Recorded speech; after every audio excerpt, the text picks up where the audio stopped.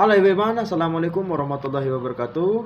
Let me introduce myself. My name is Sururi Ramadana, and today uh, we meet again about qualitative research method class. In the third meeting, we are going to talk about the main types and design of qualitative research. This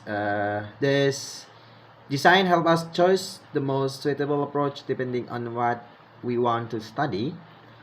Today we'll cover five major qualitative designs. First one is case study, ethnography, phenomenology, grounded theory, and narrative inquiry.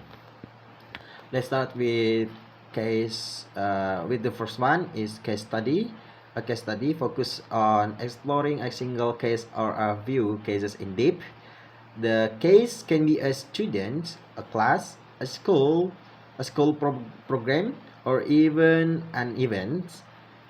The idea is to understand the case in its real life context. Sorry. For example, if we want to study how one English teachers integrate technology in a rural school, that could be a case study. Researcher collect data with interviews, observation, and document to get a complete pictures. And next, the second one is ethnography. Ethnography comes from anthropology, and the goal is to study a cultural group. The researcher usually spend a long time in the field to observe cultural patterns, behaviors, beliefs, and interactions.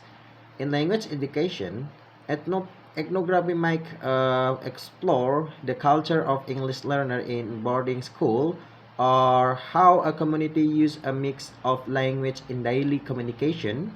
The method requires deep immersion and detailed field notes. And the third one is phenomenology. Phenomenology focus on understanding people life experiences.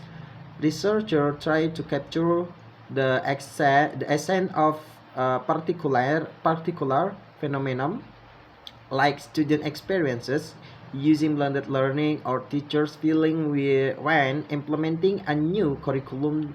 The data usually come from in the interviews, and the goal is to describe how people make sense or their experiences. And next is grounded theory. Grounded theory aims to develop a theory that is grounded in the data. Instead of starting with an existing theory, researchers collect data first, and then let patterns emerge through coding. It's commonly used when the topic hasn't been studied much, and we want to build a new explanation or model. For example, we might develop a theory about how students build motivation in online class. And lastly is narrative inquiry. Narrative inquiry focuses on stories. Researchers collect people narrative, like life stories, learning journeys, personal experiences, and analyze how the story reflect identity, culture, or development. For example, we might explore the story of a multilingual student growing up in a bilingual environment. Narrative inquiry sees people stories as a meaningful data. So overall, there's a five design of over different lens for understanding human experiences.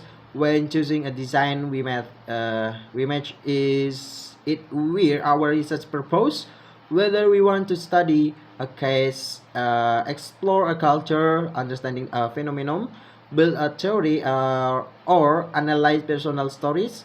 Each design has its own strength, and understanding them help us plan a more solid qualitative research method study.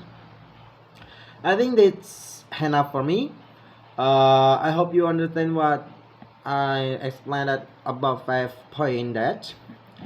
Uh, See you again in the fourth meeting.